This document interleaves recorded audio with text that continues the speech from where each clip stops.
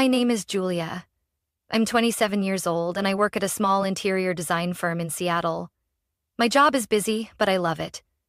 It's one of the few things in my life I get to choose for myself. The rest, well, I barely have a voice in my own family. I have an older sister named Melissa, 4 years older than me. She's married and has 3 sons. Triplets, all 6 years old. Melissa is the kind of person who makes the whole world revolve around her, and for some reason my parents think that's perfectly reasonable. As for me, I'm always the backup plan.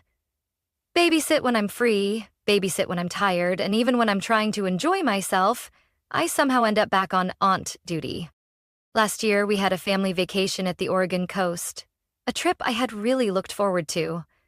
I had requested time off work early, excited to take walks on the beach, check out seaside coffee shops, and especially visit an art exhibit I had missed for years. My mom said she'd book the hotel for the whole family, and that this time I'd actually get to relax. Sounds great, right? But when we got there, I found out I'd be sharing a room with the 3 boys, while Melissa and her husband had their own suite with an ocean view balcony. I barely had time to react before my mom handed me the key and smiled. "The boys love you, Julia. They won't be any trouble." No trouble? That first night, one cried over a missing teddy bear. Another ran circles looking for the TV remote. And the third asked me 5 times if he could have snacks at midnight. I was exhausted and barely slept. I lay awake in a pitch-dark room, listening to heavy breathing and little snores, wishing I could vanish. The next morning, I tried to get just 1 hour to visit the exhibit, the one thing I truly wanted to do on this trip. But as I finished getting dressed, Melissa texted me, "Where are you going? Josh is about to head out. Can you watch the kids for a bit?" That bit turned into nearly 3 hours. When I spoke to my mom about it, she gently said, "You're staying for free, sweetie. It's only fair you help out a little." I wanted to scream. Free? I wasn't mooching off anyone. I have a job. I'm independent. I paid for my own bus ticket and I took PTO just to be here. But every time I tried to push back, I was met with disapproving stares. I felt like a stranger in my own family. That entire trip, I only made it to the beach once, while Melissa posted daily photos from spas, cafes, even a foot massage place. And me? I spent most of my time cleaning up cookie crumbs, changing the kids' clothes, and answering an endless stream of, "Aunt Julia, can I?" I didn't say much back then. I just packed my things in silence, and when the trip ended, I promised myself there would be no second time. But I was wrong. This year, another family trip is coming, and my parents are already planning like everything will go the same as before. No one asked me anything. They just sent the itinerary and a message. "Summer trip, we're all going together, just like every year." I looked at the message in the family group chat, my hands trembling. Do they really think I'd step right back into that babysitter aunt role? I started typing a response. This time, I wasn't staying quiet. As I stared at a message from my mom on my screen. "This year's trip will be so much fun, Julia. You're riding with us again, right? I've booked 2 rooms, one for the kids, one for us." I took a deep breath and replied, "Thanks, Mom, but this year I'll be driving myself. I've already booked my own room." Less than 3 minutes later, my phone rang. It was Mom. "Julia, what are you saying? Why book your own room? I've already arranged everything." "Mom, I want my own space. Last year, I barely had a minute to myself. I need a real vacation." There was a beat of silence, then her voice dropped, tinged with disappointment. "But that means you're separating from the family. Melissa will have to handle the kids on her own. And who will help when she needs a break?" "I'm not the nanny, Mom," I said, calmly but firmly. "I work, I earn my own money, I'm an adult. And this time I'm not repeating last year's mistake." That night, Melissa sent me a long, emotional text. She said she was overwhelmed, tired, and felt betrayed that I wasn't stepping up like before. She reminded me that I'm still single with no kids, so helping out is the least I could do. I didn't reply right away. I needed to think, to not act out of anger. But when I read the part where she wrote, I just wanted us all to have a fun family vacation, and now you're acting like you've been deeply wronged. I put my phone down and felt something inside me snap. A few days later, Dad called. He wasn't angry, just concerned. Are you really planning to go separately? Yes, Dad. I booked a nearby hotel, but a private room. I'll join the group activities, but the rest, I want to decide for myself. Melissa's really upset, you know. I used to be upset too, Dad. Really upset. But no one seemed to notice. I thought he might try to convince me, but he just sighed. I get it. 3 days later, Melissa sent a message in the group chat. Impossible to misread. Have your personal vacation, Julia. But don't expect the family to be happy if you skip everything just because you want freedom. You don't get to do that. I didn't reply, but I added an extra layer of privacy protection to my hotel booking. I mapped out my entire schedule, a coastal craft workshop, a sunrise hike, and of course, an afternoon at my favorite gallery. This trip wasn't going to be about babysitting or swallowing my frustration. I had spent my entire 20s trying to please others, keeping things smooth, while my own needs were constantly pushed aside. This time, I was going to be heard. The night before departure, Mom sent a final message. We'll wait for you at the rest stop as planned. Even if you're not riding with us, I hope you'll still come. I read it in silence. I don't hate them. I just refuse to keep playing the role that's been draining me for years. At dawn, I left early. The air was cool and fresh. My suitcase sat neatly in the backseat. My favorite playlist played softly. I smiled.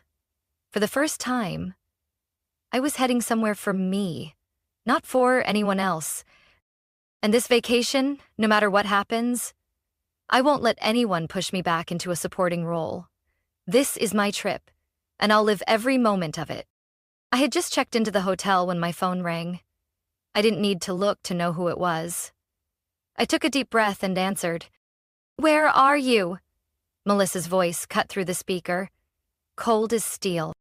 I just checked in, I said, trying to stay calm. Private room, like I told you. Private room? She laughed, a sharp, joyless laugh. Julia, are you seriously doing this? Turning our family vacation into your own personal getaway? No. I'm still joining the group stuff, I said slowly.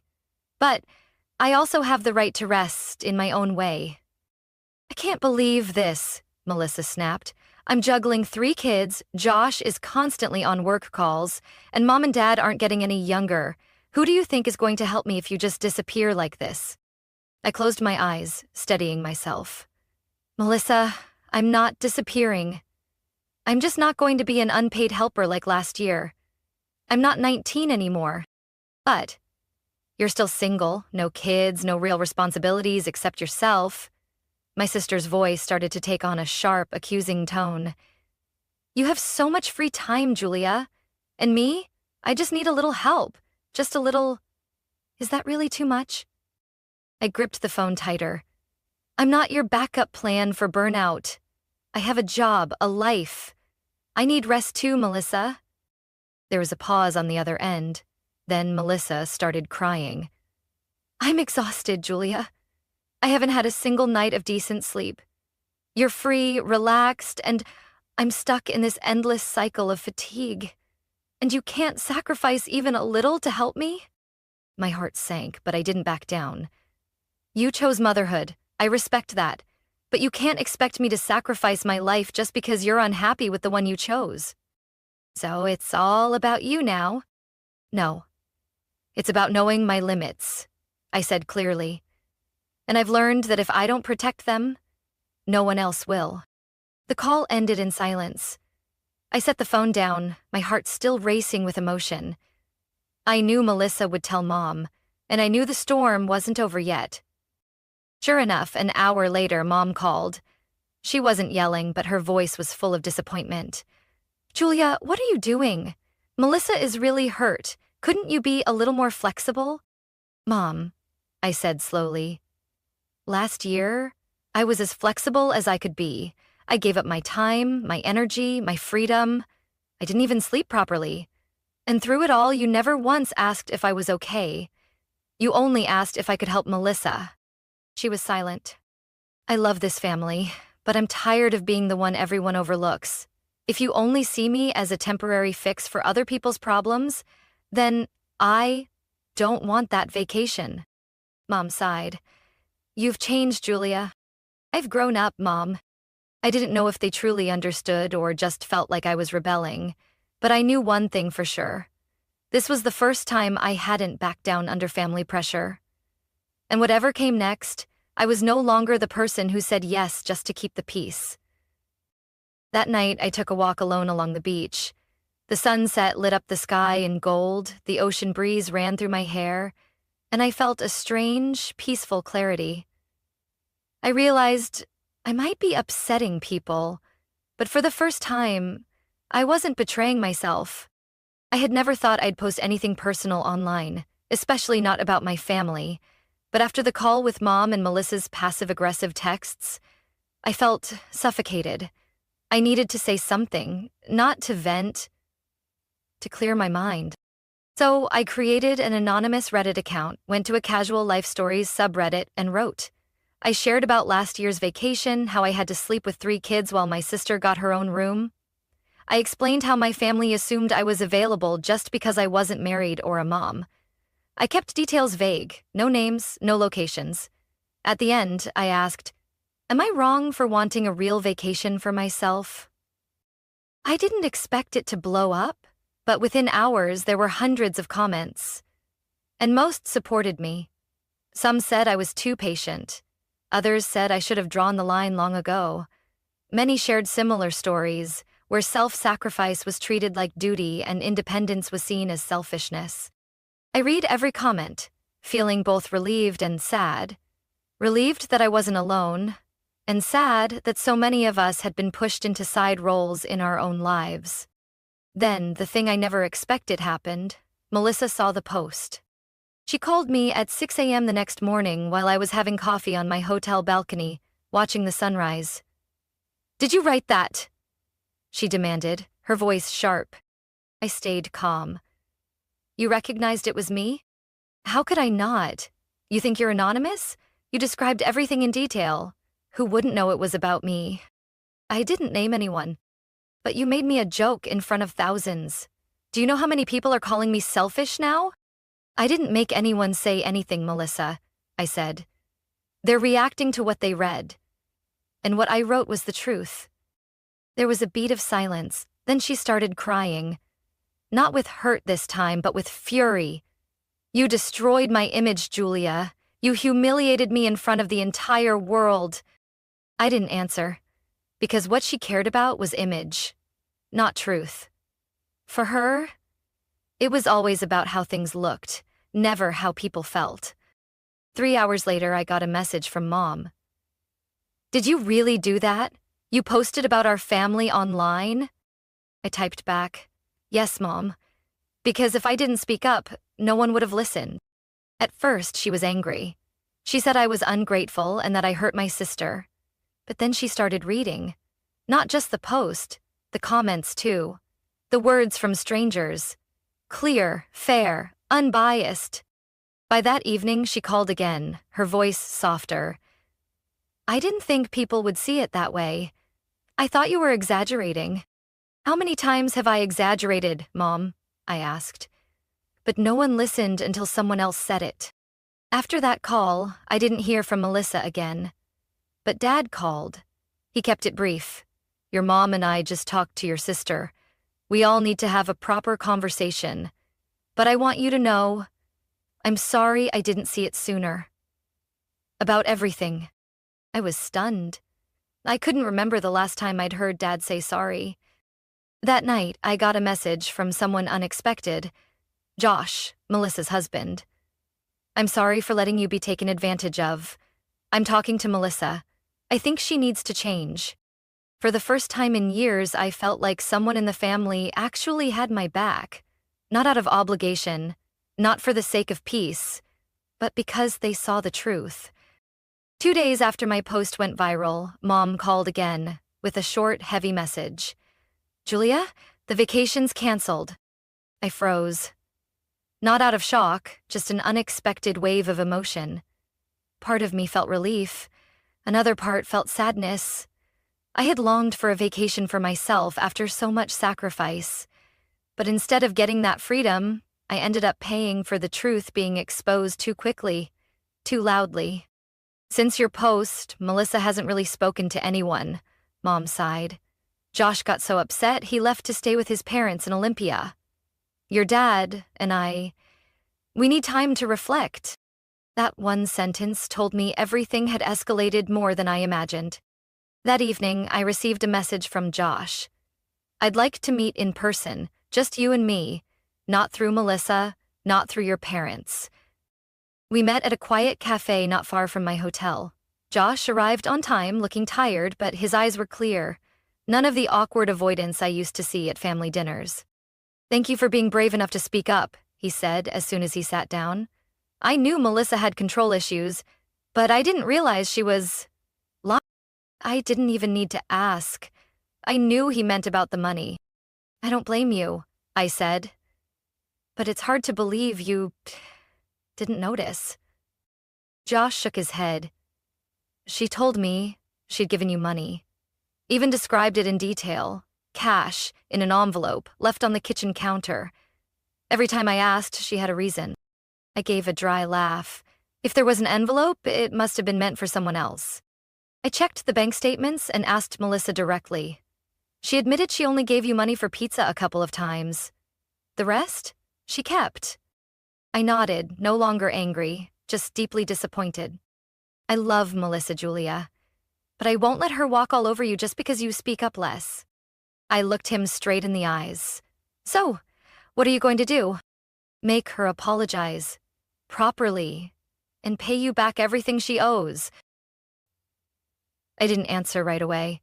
My mother's words echoed in my mind. In a family, we have to be the one who bends. But what I was doing wasn't because I didn't love my family. It was because I finally chose to love myself. The next morning, Melissa showed up at my hotel. Her eyes were red, and she was holding an envelope. Josh stood behind her, arms crossed. I'm sorry, she said, voice so soft it was barely audible. For taking advantage of your kindness. For lying. And for turning a family vacation into a stage to control you. I stayed silent. She handed me the envelope. This is the money I owe you. Every cent. Josh made me recalculate all of it. I didn't open it. I just looked at her and asked, do you think things can ever go back to the way they were? She shook her head. No. And I think maybe that's a good thing. I felt the corners of my mouth lift slightly, unsure if it was a smile or something more bittersweet. I need help, Melissa added. Josh asked me to start seeing a therapist. I agreed, but I'm not sure I can fix everything. I responded slowly. You don't have to fix everything in one day. But if you can start by respecting other people, especially the quiet ones, that's already more than enough. Melissa nodded, and for the first time, she didn't look like the powerful older sister. She looked like a woman trying to find herself again after a long chain of mistakes. And the vacation, though it didn't go as planned, gave me more than any beach, party, or sunset ever could. It gave me clarity. It gave Melissa a mirror, and it gave my whole family a chance to change, or at the very least, to begin learning how. 3 weeks after the first vacation was canceled, I got a call from Dad. He didn't say much, just gently offered, Julia, your mom and I would like to take you out to dinner, your favorite restaurant, The Pines, this Saturday. I hesitated for a second, then nodded, even though they couldn't see me. Maybe, after everything, we all needed a dinner with no arguing, no blame. Just a fresh start. That evening, when I walked into the restaurant, my mom stood up first and pulled out a chair for me. That had never happened before. Dad smiled, awkward like a small-town teacher who'd just fumbled his lecture. We're sorry, Mom said, even before the appetizers arrived. For minimizing your feelings. For giving you burdens that were never yours to carry. I looked at her, and for the first time she seemed smaller. Not in stature, but in the way she spoke. From the heart, not from her role as the adult in the family. "We're planning another trip," Dad added. "This time you can travel separately, stay separately, and join only the things you want to. No one will ask you to babysit, we promise." I asked, "What about Melissa?" Mom glanced at Dad, then said, "She's in counseling," Josh convinced her. "And honestly, she's beginning to realize she needs to change." I didn't respond right away. I thought of all the years I had compromised, shouldered responsibilities that weren't mine. Part of me still feared all these promises would disappear like morning fog, but another part of me wanted to try believing again. "All right," I nodded. "I'll go, but I'm driving myself, booking my own room, and if anyone tries to put me back in the aunt babysitter role, I'll leave, no warning."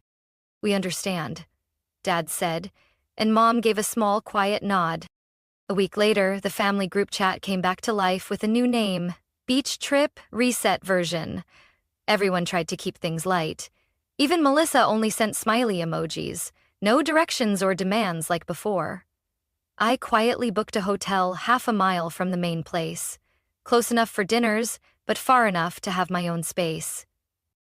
On the morning of departure, I woke early, made coffee, packed the car, and left the city before sunrise. No one called to rush me.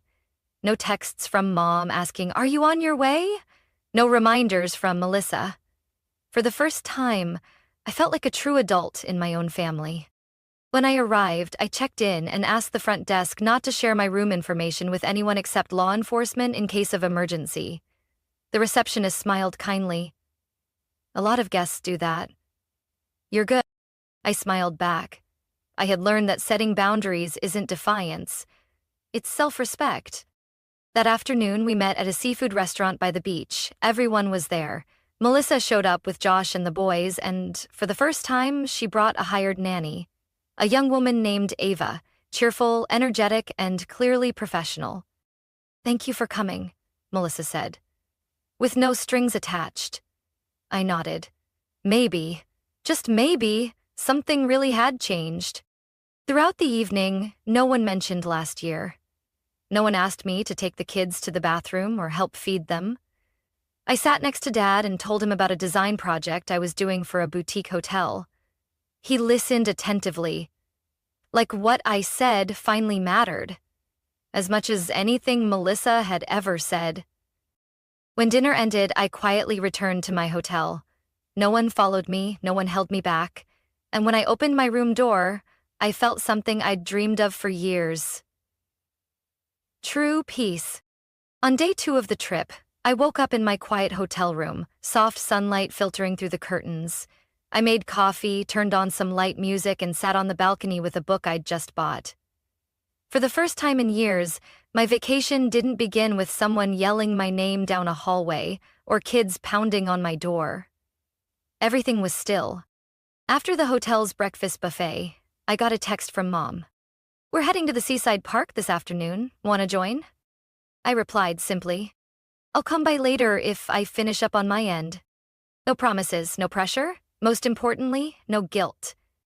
Around 10 a.m., I visited a local art gallery I'd wanted to see since last year.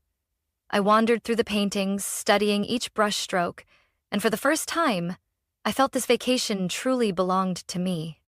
Just as I was leaving the gallery and planning to grab coffee by the beach, my phone buzzed. It was Ava, the nanny Melissa had hired. "Hi, Julia. I'm sorry to call, but Melissa asked me to see if you could watch the boys for about 15 minutes. She said it's urgent." I didn't answer right away. A chill ran down my spine. I took a deep breath, steadying myself. "Ava, I think you're great," I said slowly. "But I'm not the babysitter. If Melissa has something urgent, she should have planned ahead or made other arrangements." "Yes, I understand. I'm just doing what she told me to." "That's okay. You're doing your job. Thanks for calling." I hung up, then immediately texted Josh. "Your sister's trying to pass the kids off to me again, this time through Ava." 2 minutes later, Josh called. His voice couldn't hide his frustration. "Thank you for telling me. I'll take care of it." That afternoon, when I showed up a little late to the seaside park, the energy had shifted. Melissa didn't look at me, and Josh was off playing soccer with the boys. Mom came over, holding a lemonade, and said quietly, "We heard about what happened earlier. I'm sorry." Melissa should have known better. I simply nodded. I wasn't here to keep arguing. I was here to live true to myself. While the family rested under the shade of the trees, Melissa finally spoke up. No sarcasm, no complaints, just a simple sentence. "Thank you for not making a scene earlier." I looked at her, calm and steady. I don't need to raise my voice for someone to realize what shouldn't be done. I've said enough. Josh nodded silently, a quiet confirmation. And from that moment on, no one brought up just a few minutes of help again. The following days passed peacefully. I took walks alone, visited seaside cafes, and even befriended a local artist who invited me to join her outdoor painting session. When the family had group activities, dinners, the aquarium visit, or a beach barbecue, I joined on my terms. Enjoyable, never forced. I wasn't avoiding them, but I also wasn't allowing myself to be pulled back into an old role. On the final day of our vacation, the whole family gathered on the beach, the sunset casting golden light over the waves. Melissa sat next to me, for the first time not glued to her phone or chasing after the kids. "You've really changed," she said softly, and I think I'm starting to learn to accept that. I smiled without saying anything, because I knew that real change doesn't come from promises. It comes from saying no, firmly, even when it's misunderstood. This vacation wasn't perfect, but it was the first time I felt truly free around my family. Not because they completely changed, but because I did first, and I held my boundaries. After the trip, I returned to my design studio and my usual rhythm. Everything slipped back into routine, but deep down, I knew something had changed for good. Not just for me, but for my family too. One weekday afternoon, while organizing drafts for a hotel project, I got a short email from Josh titled, "Update on Melissa." I opened it, not expecting what I read in the first few lines. "I took Melissa to her first therapy session this morning. It wasn't easy, but she didn't react like she used to. She listened." Josh shared that the therapist had said something that left both him and Melissa speechless. Being a mother doesn't mean losing your personhood, but it also doesn't give you the right to make others carry your responsibilities. According to Josh, Melissa cried through half the session when she realized how she had used motherhood as a reason to control those around her, especially me. At the end, Josh wrote, "I'm sorry it got this far, but thank you. If you hadn't stood your ground, Melissa might never have looked at herself." I didn't reply right away.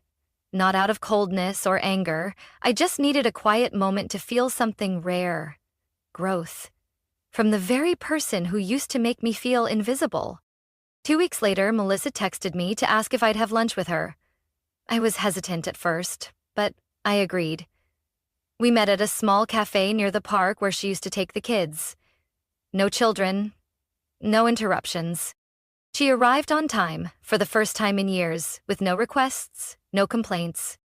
"I've been to 4 sessions so far," Melissa began, "and each time, I realize I've never really listened to anyone. Not Josh, not Mom and Dad, and especially not you." I let her speak. I think being the oldest and growing up as the only adult in the house for a while, I got used to thinking everything should revolve around me. When I had kids, I panicked. And instead of asking for help the right way, I just expected it. Especially from you. I nodded lightly. "I understand. But understanding doesn't mean accepting. And you shouldn't have accepted it," Melissa said firmly, then gave a sad smile. "Josh hired a full-time nanny last week. Ava will help with school runs and teach the kids basic life skills. I'm not asking for your help anymore. I just hope one day you'll see that I'm changing." I looked at her for a long time. I saw the tiredness, but none of the old pride. Instead, there was something real. Humility. the clarity that comes after being overwhelmed for too long. From that day on, things started flowing in a new direction, slowly but steadily. Mom called me weekly, but always began with, "Are you free?" Not, "Can you help me with something?" Dad started sending me pictures of the garden bench he built himself, instead of asking me to do it for him. As for Melissa, she was still relearning how to be just a sister, not a commander. Sometimes the old instincts came back. But I knew how to hold the line now, and she was learning to stop before crossing it. I kept the healthy distance, not to stay away, but because I was rebuilding a bridge. One with stronger supports, clearer boundaries, but wide enough for both sides to meet if we both chose to walk across. When fall arrived, I received a handwritten card from Melissa. Just one sentence, written in the familiar, rounded handwriting I remembered from high school. "Thank you for not staying silent forever." I held the card for a long time, not because I was overwhelmed, but because I knew this wasn't the end of the story. But at least, from now on, I wouldn't be the only one listening without being heard. And that, for me, was a beautiful beginning to any kind of change. About a month after coming back from vacation, I got an unexpected message on Instagram. It was from Emily, the woman who worked at the little bookstore on the corner where I often spent my weekends. "Hi, Julia. I don't know if it's coincidence or fate, but I read that Reddit post, and I knew it was you." My heart skipped a beat. Not from shame, but because I never expected someone from my real life to connect with a story that began with frustration and ended with self-wrecked. Emily had always caught my attention, not because she was flashy, but because of the way she patiently introduced each book with a gentle smile. Always kind, never superficial, like someone who could see right through people, without needing many words. I replied, "I guess that post traveled further than I thought." She messaged back almost instantly. It did, because it was real. And because so many people have been Julia in their own families, but never found the words. We made plans to meet the following weekend at an outdoor art exhibit downtown. Nothing formal, just two people walking side by side, talking about art, books, and the boundaries everyone should learn to set early on. I didn't tell Emily how many sleepless nights I'd spent because of a careless comment from someone in my family, but I did share how I once learned to stay silent, and how I finally had to relearn how to speak up. She listened without judgment, and said one thing I'll never forget. "You're not selfish, Julia. You're just loving yourself, and there's nothing wrong with that." That's how my relationship with Emily began. Slowly. No pressure, no rush, no need to heal each other, just presence, listening, and mutual respect. As for my family, things are moving in the right direction, in their own way. Melissa continues therapy. Our conversations are no longer tense. One time, she even sent me photos of watercolor paintings she did in an art class. Instead of controlling, I'm learning to let go. Josh is more involved with the kids now. Every weekend he takes them out on his own, giving Melissa time to breathe, or just be herself for a bit. My parents, they've learned something powerful from my long silence. They don't send messages saying, "Can you help?" anymore. Instead, they say, "If you'd like to join us for dinner, we'd be happy to see you." It may seem small, but to me, it's a whole new way of breathing in a relationship that used to suffocate me. I still keep my own room whenever I visit. I still say no when I'm tired, and I still choose peace over pleasing everyone. One early autumn night, Emily leaned against my shoulder on the wooden bench in my backyard, the porch lights casting a soft glow around us. She turned and asked, "Do you think your family really gets it now?" I smiled and squeezed her hand. "They don't have to understand everything, as long as they respect it. And this time, I think they finally do." My story isn't a miracle. There's no dramatic transformation, no tearful finale where everything's fixed. But it's a real journey, where I learned to stand my ground and learned how to love others by first being kind to myself. And if someone asked me what changed a deeply rooted family dynamic after all those years, I'd simply say, I stopped saying yes to things that broke me, and I started living like I was worth it. My story isn't just about reclaiming the right to rest. It's a reminder that prolonged silence can become a burden. I used to be the easy one in the family, until I learned that love shouldn't come with unconditional sacrifice. Today, I have my own life, a healthy relationship, and a family that's slowly learning to love without control. I'm no longer the free babysitter. I'm myself, whole and independent. What do you think about Julia's journey? Was she too firm? Or did she finally do the right thing to protect herself? Share your thoughts below, and don't forget to follow the channel for more powerful stories about family and personal boundaries.